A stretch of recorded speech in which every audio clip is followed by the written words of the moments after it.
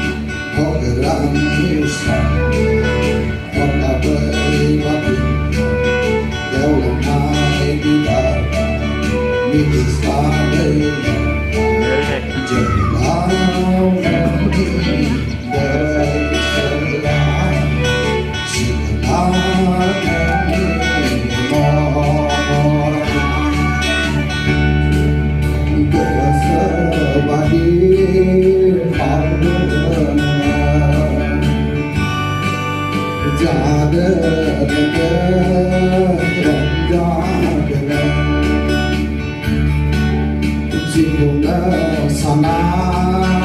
mau đến treo đỡ của sơ dài thẳng đỡ giờ lao giờ lại tha vai xin lao giờ lại có ai mà mong người đang đi sang con đã đợi bắp kéo lòng ai đi vào đi từ xa lấy lòng chờ nào đi đời sẽ xin nào nói mong chờ nào